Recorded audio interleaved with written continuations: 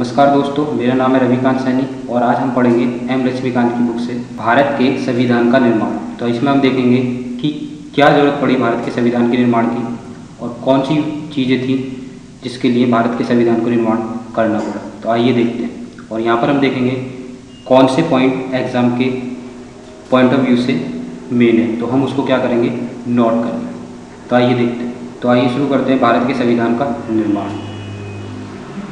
तो यहाँ पर देखेंगे एग्जाम के पॉइंट ऑफ व्यू से हमें कौन से पॉइंट यहाँ पर नोट करने हैं। सबसे पहला पॉइंट कि भारत में संविधान सभा के गठन का विचार 1934 में सबसे पहले M.N. रॉय ने रखा, इसको नोट कीजिए। उसके बाद 1935 में दूसरा पॉइंट जो नोट करने वाला है कि भारतीय राष्ट्रीय कांग्रेस ने पहली बार भारत के संविधान सभा के निर्माण के लिए आधिकारिक रूप से मांग। तो आधिकारिक रूप से मांग किसने की है? भारतीय राष्ट्रीय कांग्रेस ने 1935 में। और सबसे पहले जो विचार रखा है वो किसने रखा है? M.N. रॉय ने 1934 में।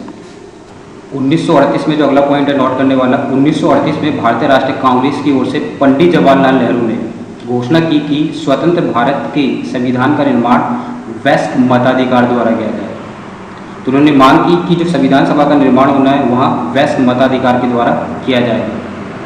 संविधान सभा द्वारा वयस्क मताधिकार द्वारा किया जाएगा, वो भी संविधान सभा के माध्यम से, और इसमें कोई बाह्य बाहरी हस्तक्षेप नहीं किया जाएगा। और नेहरू जी की इस मांग को ब्रिटिश सरकार ने स्वीकार लिया और जिसको क्या कहा गया? अगस्त प्रस्ताव 1940।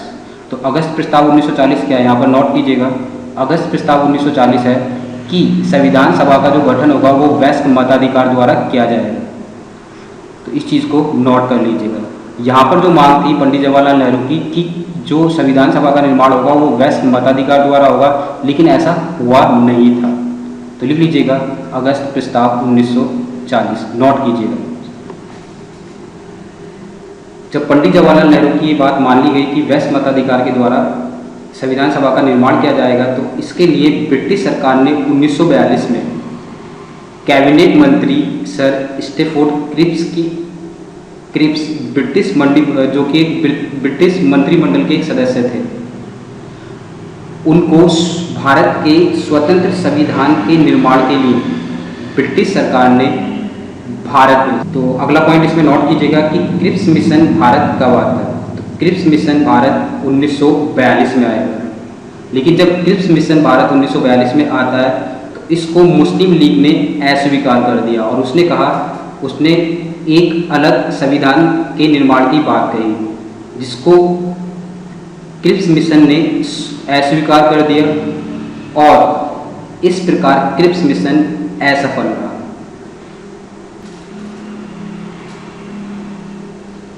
आइए अब देखते हैं संविधान सभा का गठन। यहाँ पर कौन से पॉइंट नोट करने वाले हैं। तो देखिए 1940 में फिर से संविधान सभा के निर्माण के लिए कैबिनेट मिशन भारत आया। तो इसको नोट कीजिएगा। 1940 में संविधान सभा के निर्माण के लिए कैबिनेट मिशन भारत आया, यानी संविधान सभा का गठन जो किया जाना था उसके लिए कैबिनेट मिशन भारत आया 1940 में। अगला पॉइंट, संविधान सभा की कुल सदस्य संख्या 389 थी। इनमें से 296 सीटें ब्रिटिश सरकार, 93 सीटें देसी रियासतों को आवंटित कर दी गई। ब्रिटिश भारत को आवंटित की गई 296 सीटों में से 292 सदस्यों का चयन 11 गवर्नरों के प्रांतों और 4 का चयन मुख्य आयुक्तों के प्रांतों प्रत्येक में से एक से किया गया। तो नोट कीजिएगा यहाँ। अगला पॉइंट जो हमें नोट करना है, हर प्रांत व देशी रियासत को उनकी जनसंख्या के अनुपात में सीटें आवंटित की गई। यहाँ पर अब देखिएगा, जो संविधान सभा का गठन होना था वो वयस्क मताधिकार पर होना था, लेकिन यहाँ वयस्क मताधिकार पर ना करके यहाँ पर हर प्रांत व देशी रियासत को सीटें आवंटित की गई है, और जो कि 10 लाख लोगों पर एक सीट आवंटित की गई। अगला पॉइंट जो नोट करने वाला है, प्रत्येक ब्रिटिश प्रांत को आवंटित की गई सीटों का निर्धारण 3 प्रमुख समुदाय के बीच व उनकी जनसंख्या के अनुपात में किया जाना था, जिसमें थे मुस्लिम, सिख और सामान्य में आपको मिलेंगे मुस्लिम और सिख को छोड़कर जो अन्य बसते हैं। इसको भी नोट कीजिएगा।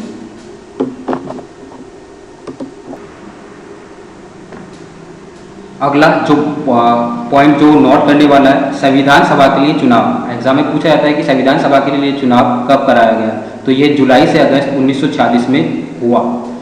ब्रिटिश भारत के लिए आवंटित 296 सीटें हेतु इस चुनाव में भारतीय राष्ट्रीय कांग्रेस को 208 सीट मिली, मुस्लिम लीग को 73 तथा छोटे समूह व स्वतंत्र सदस्यों को 15 सीटें मिली। और इसमें क्या हुआ कि जो देशी रियासत थी उन्होंने आवंटित की गई जो 93 सीटें थी वो भर नहीं पाई, उन्होंने इसमें शामिल होने से मना कर दिया, इसलिए यहाँ पर 93 सीटें रिक्त रह गई। उन्होंने खुद को संविधान सभा से अलग रखा। और जैसा कि मैंने बताया था कि संविधान सभा का जो निर्माण होना था वह वयस्क मताधिकार द्वारा होना था, लेकिन देखिए यहाँ पर जो नोट करना है हमें, संविधान सभा का चुनाव भारत के वयस्क मताधिकार द्वारा प्रत्यक्ष रूप से नहीं हुआ। इसमें प्रत्येक समुदाय, हिंदू, मुस्लिम, सिख, पारसी, एंग्लो इंडियन, भारतीय, ईसाई, अनुसूचित जाति, अनुसूचित जनजाति के प्रतिनिधि को जगह मिली। इनमें महिलाएं भी शामिल थी। अगर हम देखें तो एग्जाम में पूछा जाता है कि यहाँ भी नोट कीजिएगा कि जब संविधान सभा का गठन हुआ और जब संविधान सभा के लिए चुनाव हुए तो वहाँ पर उस गठन में वह कौन से व्यक्ति थे जिन लोगों ने यहाँ पर भाग नहीं लिया। तो यहाँ पर देखिएगा उस टाइम पर जो जीवित व्यक्ति थे लगभग सभी ने भाग लिया, केवल 2 लोगों को छोड़कर, पहले महात्मा गांधी और दूसरे मोहम्मद अली जिन्ना। नोट कीजिएगा, वेरी इंपॉर्टेंट है, मोहम्मद अली जिन्ना। संविधान सभा की कार्य प्रणाली, मतलब उसके जो कार्य थे वो किस तरीके से किए गए, तो आइए जरा देखते हैं। यहाँ पर भी नोट कीजिएगा, सबसे पहला पॉइंट जो हमें नोट करना है कि संविधान सभा की पहली बैठक 9 दिसंबर 1946 को की गई। कई बार एग्जाम में पूछा गया है कि संविधान सभा की पहली बैठक कब की गई, तो पहली बैठक 9 दिसंबर 1940 को की गई, लेकिन मुस्लिम लीग ने क्या करा, इसका बहिष्कार किया और अलग पाकिस्तान की मांग की।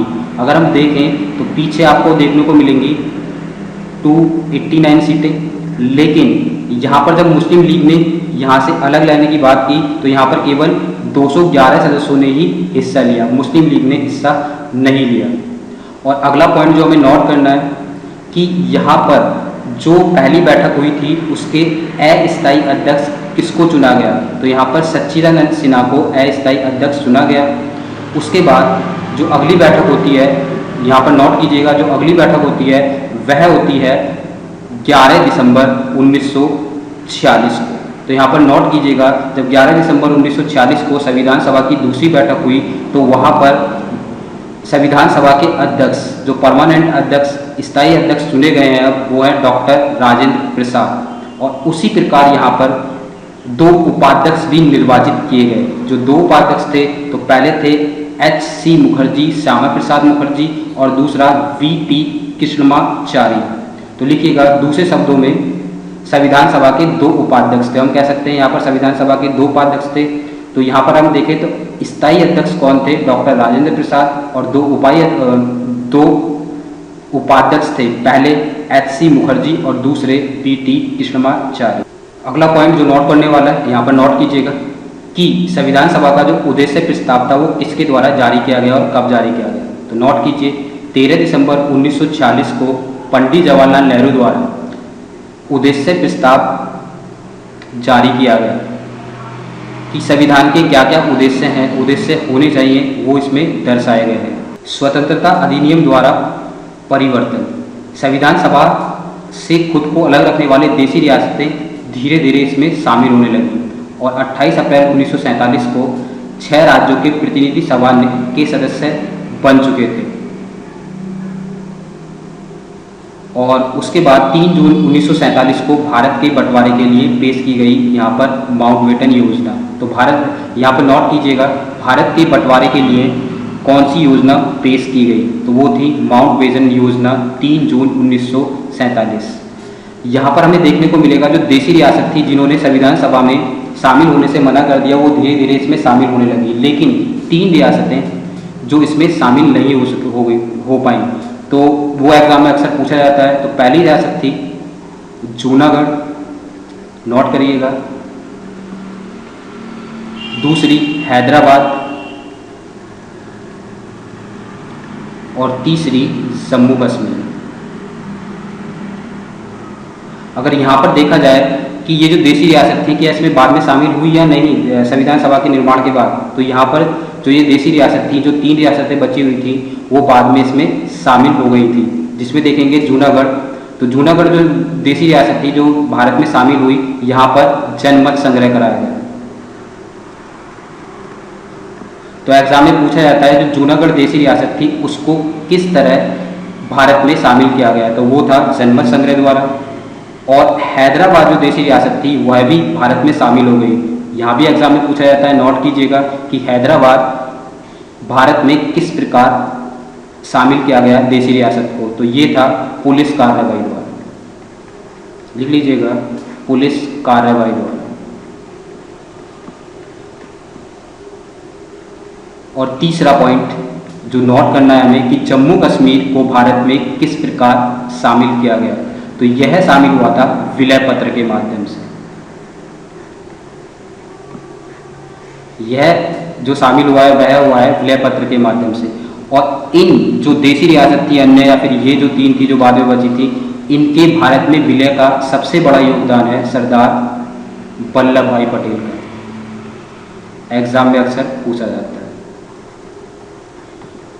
नोट कर लीजिए, वेरी गुड। देखिए जरा, भारतीय स्वतंत्रता अधिनियम 1947 की सभा की स्थिति में 3 परिवर्तन यहाँ में देखने को मिलते हैं, तीनों ही वेरी इंपॉर्टेंट हैं। तो देखिएगा जरा, सभा को पूरी तरह संप्रभु निकाय बनाया गया जो स्वेच्छता से कोई भी संविधान बना सकती है, मतलब अपनी मर्जी से। संप्रभु मतलब स्वयं पर निर्भर, और स्वेच्छता से कोई भी संविधान बना सकती है। यहाँ पर ब्रिटिश संसद द्वारा भारत के संबंध में जो भी सभी नियम बनाए गए थे, कानून बनाए गए थे, उनको समाप्त करने अथवा उन्हें बदलने का इसे अधिकार दिया गया। दूसरा पॉइंट जो यहाँ पर वेरी इंपॉर्टेंट है, नोट कीजिएगा, संविधान सभा एक विधायिका भी बन गई थी। यहाँ पर हम कह सकते हैं दूसरे शब्दों में यहाँ इसे 2 अलग अलग काम सौंपे गए। पहला कार्य जो इसे सौंपा गया कि यहाँ पर एक स्वतंत्र भारत के लिए संविधान बनाना है, और दूसरा देश के लिए कानून भी बनाना है, और दोनों कार्य को अलग अलग दिन किया जाता था। अब यहाँ पर हम देखेंगे कि जब संविधान सभा स्वतंत्र भारत की पहली संसद थी, यहाँ पर हम देखेंगे संविधान सभा स्वतंत्र भारत की पहली संसद थी। जब भी सभा की बैठक संविधान सभा के लिए होती थी तो इसकी अध्यक्षता करते थे डॉक्टर राजेंद्र प्रसाद।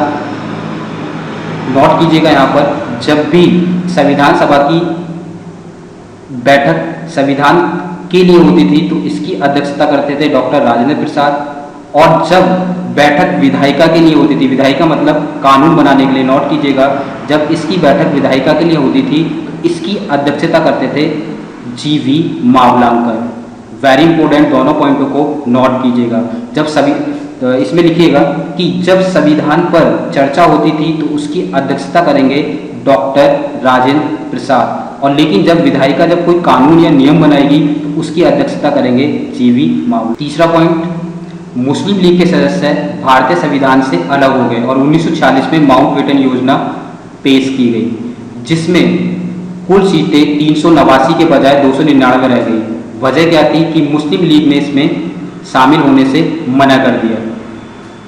भारतीय प्रांतों की संख्या 296 से 229 और देशी रियासतों की संख्या 93 से घटकर 70 रह गई। इस चीज़ को भी नोट कर लिया जाएगा। संविधान सभा के जो अन्य कार्य थे जरा यहाँ देख लेते हैं एक बार।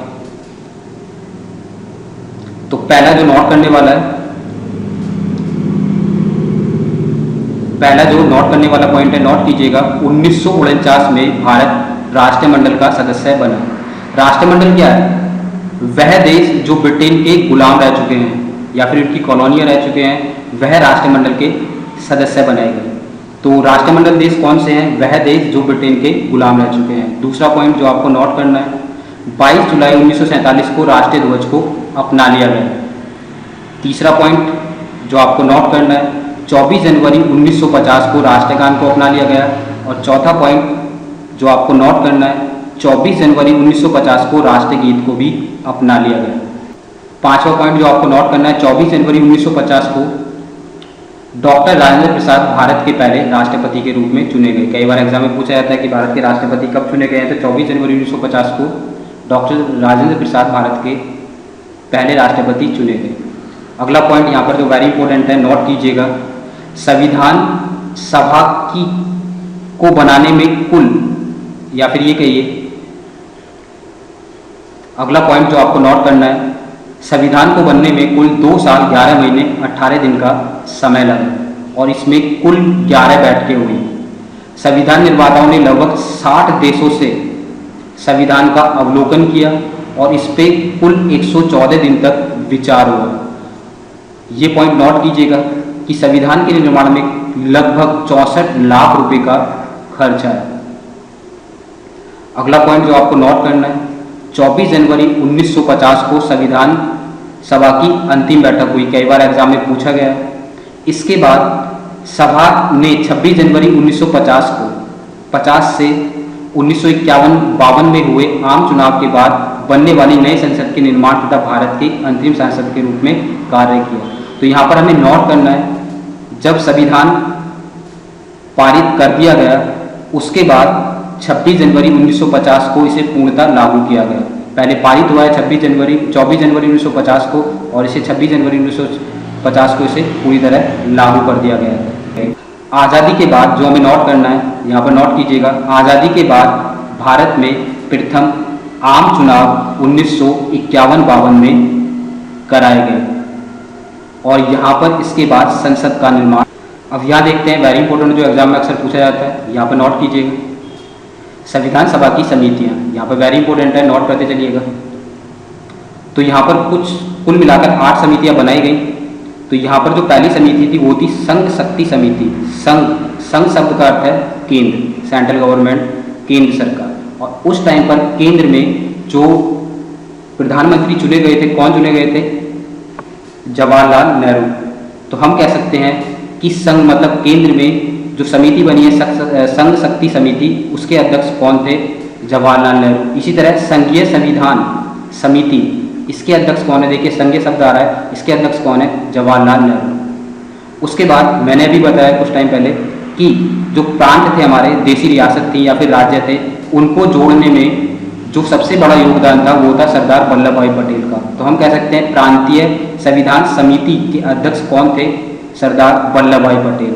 उसके बाद चौथा पॉइंट जो आपको नोट करना है, अक्सर एग्जाम में पूछा जाता है, प्रारूप समिति। तो संविधान का जो प्रारूप बनाया गया वो बनाया गया डॉक्टर भीमराव अंबेडकर के द्वारा। उसके बाद 5वां पॉइंट जो आपको नोट करना है, मौलिक अधिकारों, अल्पसंख्यक, जनजाति, इसके लिए जो समिति बनाई गई उसके अध्यक्ष थे सरदार पटेल, सरदार वल्लभ भाई पटेल। यहाँ पर कुछ उप समिति भी आपको देखने को मिलेंगी, तो यहाँ पर नोट कीजिएगा, मौलिक अधिकार उप समिति JB कृपलानी, अल्पसंख्यक उप समिति HC मुखर्जी, श्यामा प्रसाद मुखर्जी। उसके बाद अगला पॉइंट जो आपको नोट करना है, प्रक्रिया नियमन समिति डॉक्टर राजेंद्र प्रसाद। राज्यों के लिए समिति यहाँ पर आपको मिलेंगे जवाहरलाल नेहरू, और एग्जाम में इसे नोट कीजिएगा वेरी इंपॉर्टेंट करके, संचालन समिति, इसके अध्यक्ष थे डॉक्टर राजेंद्र प्रसाद। इसके बाद कुछ छोटी समितियाँ भी बनाई गई हैं, तो नोट कीजिएगा, ज़्यादा इंपॉर्टेंट नहीं है, फिर भी एग्जाम में पूछा जाता है, जैसे सदन समिति B पट्टाभी सीतारमैया, वित्त एवं कर्मचारी समिति डॉक्टर राजेंद्र प्रसाद। उसके बाद राष्ट्रीय ध्वज संबंधी तदारक समिति डॉक्टर राजेंद्र प्रसाद, कार्य संचालन समिति डॉक्टर KM मुंशी। यहाँ पर देखेंगे प्रारूप समिति, जो कि वेरी इंपॉर्टेंट है, यहाँ पर नोट कीजिएगा, प्रारूप समिति, इसके अध्यक्ष थे डॉक्टर भीमराव अंबेडकर, जिसको 29 अगस्त 1947 को तैयार किया गया था। संविधान का प्रारूप तैयार करने के लिए इसको जिम्मेदारी सौंपी गई थी कि संविधान का जो प्रारूप होगा वह क्या होगा, इसके लिए इसे जिम्मेदारी सौंपी गई थी। तो यहाँ पर हम देखेंगे कितने लोग इसमें शामिल थे, तो एग्जाम में पूछा जाता है इसमें कितने लोग शामिल थे, तो यहाँ पर आपको मिलेंगे 7 लोग। नोट कीजिएगा कितने लोग शामिल थे, 7 लोग इसमें शामिल हैं। तो सबका नाम याद रखना है हमको, डॉक्टर BR अम्बेडकर, दूसरे N गोपाल स्वामी अयंगर, तीसरे अल्लादी कृष्ण स्वामी अय्यर, चौथे डॉक्टर KM मुंशी, पांचवें सैयद मोहम्मद सादुल्ला, छठे N माधव राव। इनकी जगह पर लिया था, इनकी जगह ली थी बाद में BN मित्रा, मतलब BN मित्रा की जगह पर N माधव राव को लिया गया था, जो कि स्वास्थ्य कारणों से उन्होंने त्याग पत्र दे दिया था। और सातवें हैं TT कृष्णमाचारी, इन्होंने डीपी खैतान की मृत्यु के बाद जगह। 26 नवंबर 1949 को अपनाए गए संविधान में प्रस्तावना में 395 अनुच्छेद थे, 8 अनुसूचियाँ थी। अब देखें तो फिलहाल वर्तमान में कितनी अनुसूचियाँ हैं? 12 अनुसूची, और आपको अनुच्छेद मिलेंगे 468। तो यहाँ पर आपको बताना है, जब संविधान सभा का प्रारूप या संविधान शामिल हो गया था, तो यहाँ पर बताइए कमेंट बॉक्स में कि सबसे पहले संविधान के प्रारूप पर हस्ताक्षर करने वाले व्यक्ति का नाम।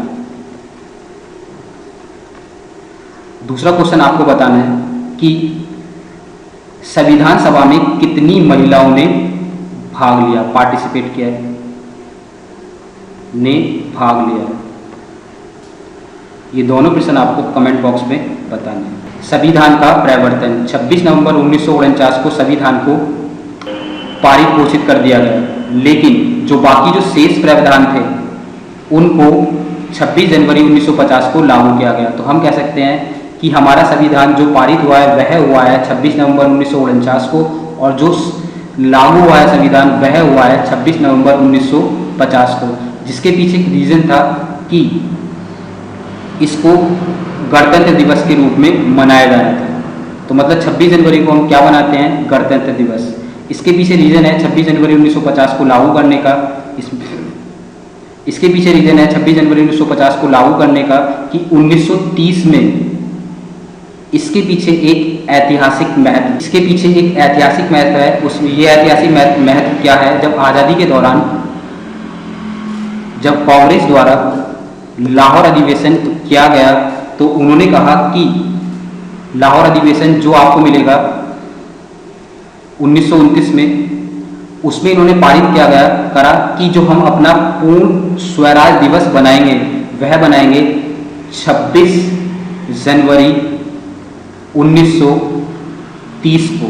तो यह डेट 26 जनवरी 1930 जो वहाँ पर पारित की गई थी, इस दिन हम पूर्ण स्वराज बनाएंगे। तो इसी कारण से 26 जनवरी 1950 को संविधान को लागू माना जाता है, ना कि 26 नवंबर 1949 को। इसी कारण हम 26 जनवरी 1950 को अपना गणतंत्र दिवस बनाते हैं। कारण था, नोट कर लीजिएगा, लाहौर अधिवेशन में पूर्ण स्वराज दिवस मनाया गया। इस कारण 26 जनवरी 1950 को गणतंत्रता दिवस मनाया जाता है। तो ये थे संविधान सभा के निर्माण के मेन पॉइंट जो आपने नोट किए होंगे, जो एग्जाम में पूछे जाते हैं, मतलब एग्जाम के पॉइंट ऑफ व्यू से जो मेन थे वो मैंने नोट कराए हैं। अगर आपको वीडियो अच्छी लगी हो तो चैनल को सब्सक्राइब कीजिएगा, लाइक कीजिएगा, शेयर करना मत भूलिएगा। Thank you very much.